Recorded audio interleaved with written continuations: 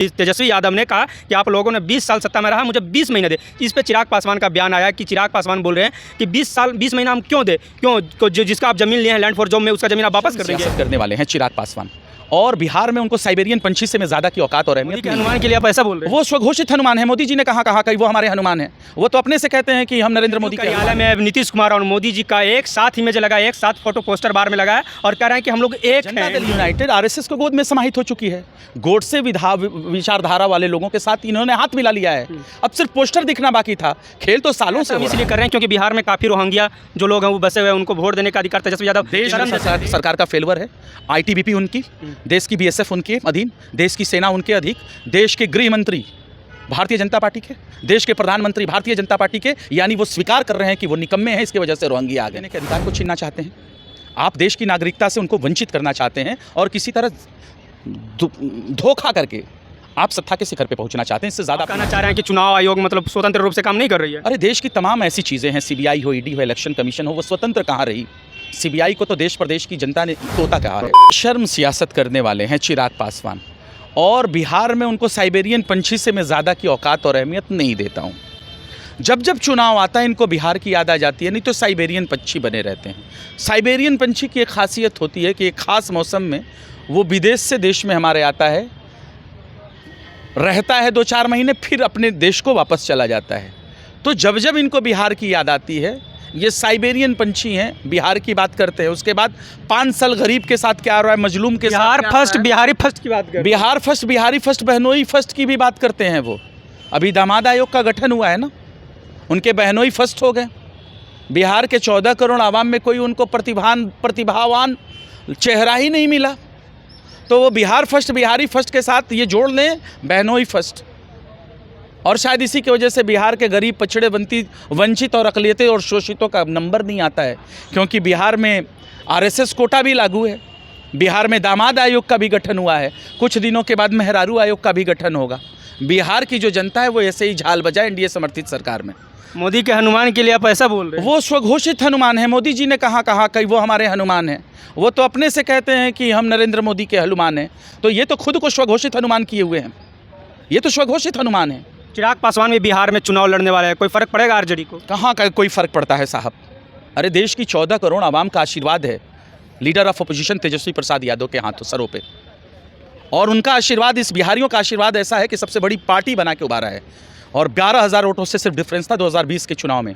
इस बार बिहार की जनता ने उस 14 करोड़ में से 8 करोड़ से ज़्यादा वोटरों ने ये ठान लिया है कि तेज़ रफ्तार तेजस्वी सरकार। बिहार में नए सिरे से मतदान करने के लिए बन रहा है वोटर आईडी।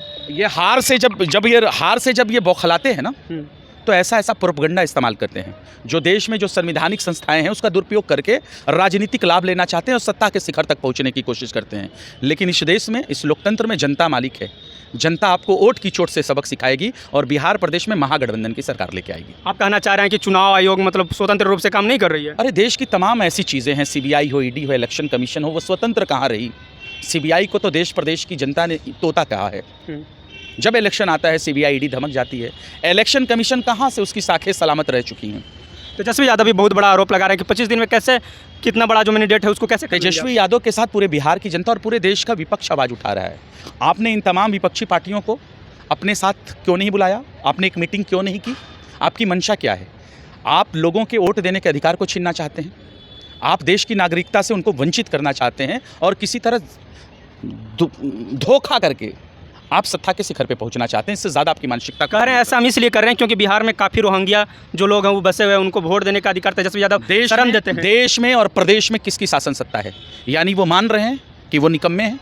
ये केंद्र सरकार का फेलवर है।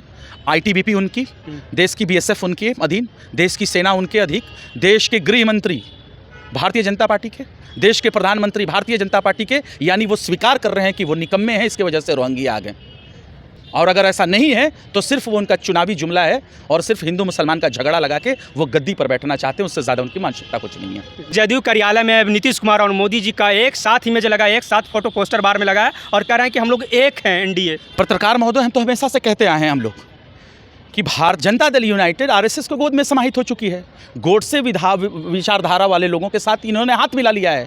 अब सिर्फ पोस्टर दिखना बाकी था, खेल तो सालों से हो रहा है। और जनता दल यूनाइटेड आरएसएस को गोद में समाहित हो चुकी है। गोडसे विचारधारा वाले लोगों के साथ इन्होंने हाथ मिला लिया है। अब सिर्फ पोस्टर दिखना बाकी था, खेल तो सालों से हो रहा है।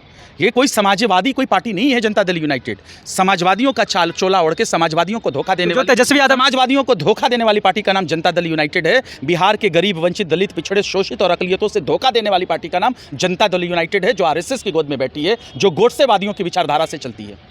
क्या लग रहा है, जो तेजस्वी यादव ने कहा रहा था कि जो जदयू का जो टिकट वो अमित शाह बांटेंगे, वो सच होने वाला है? अरे प्रदेश के जो हमारे मुख्यमंत्री हैं वो पकड़ुआ मुख्यमंत्री हैं, वो अचेत थे। और उनके मुख्य प्रवक्ता का बयान आता है कि जो दामाद आयोग का गठन हुआ है वो अंधकार में रख के हुआ है, नीतीश कुमार को पता नहीं है। तो हमारा तो हर चीज़ प्रूफ हो रहा है ना कि पकड़ुआ मुख्यमंत्री हैं, आरएसएस के गोद में बैठे हैं, उनकी विचारधारा गोडसे की विचारधारा है। समाजवादियों का वो चोला सिर्फ ओढ़े थे, वो समाजवादियों का चोला राष्ट्रीय जनता दल ने पकड़ के हटा दिया उनके चेहरे से।